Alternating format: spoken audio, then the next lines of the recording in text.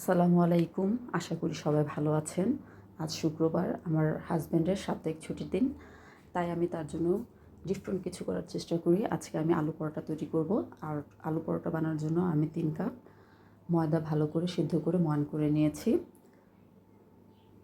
এবং আলু পরোটায় যে আলু ভর্তাটা লাগে, সেই আলু ভর্তাটা করার জন্য আমি একটি তাওয়ায় সামান্য তেল নিয়ে তাতে শুকনো মরিচ ও পেঁয়াজ কুচি ভালো করে ভেজে নিয়েছি। আমি আলু ভর্তাটা এভাবেই করি।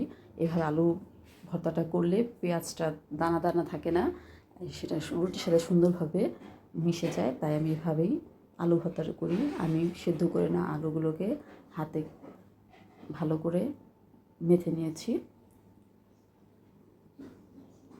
ম্যাশ করে নেওয়া আলুগুলোকে আমি এবার মরিচ ও ভাজা পেঁয়াজের সাথে মিক্স করে নেব। আমি মরিচ এবং ভাজা পেঁয়াজ লবণ দিয়ে ভালো করে ম্যাশ করে নিয়েছি। এখন আমি আলুর সাথে মিক্স করব। ভালো করে মিক্স করে নিলাম, হয়ে গেল আমার আলু ভর্তা। আমি ময়ান করে রাখা ময়দাগুলোকে এখন ভালো মতন শেপে দিচ্ছি। এরকম গোল করে আমি মাঝখানে একটু গর্ত করে রাখার চেষ্টা করছি। এভাবে আমি ময়দার ডোগুলোকে একটু গর্ত করে নেব, তাতে আমি আলু ভর্তাগুলো দিয়ে এভাবে করে সুন্দর করে চেপে দিয়ে সেটাকে এভাবে আমি যাতে আলু ভর্তাগুলো না বের হয়ে আসে এর জন্য ভালো করে ঢেকে দিয়েছি এবং হাত দিয়ে রুটির মতো হালকা হালকা করে বেলে নিচ্ছি। পরে ময়দা দিয়ে ভালো মতন মেখে যেই পাটটা আমি ভর্তা দিয়ে আটকিয়ে দিয়েছি সেই পাটটা নিচে রাখবো।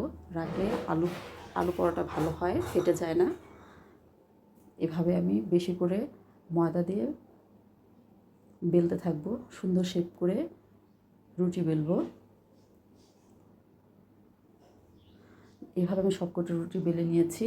রুটি বেলার পরে এখন আমি তাওয়াতে তেল দিয়ে ভেজে নেওয়ার চেষ্টা করছি।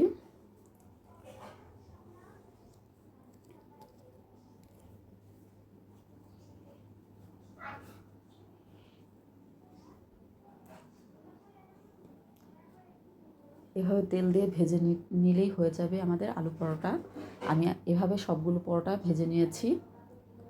হয়ে গেল আমার আলু পরোটা।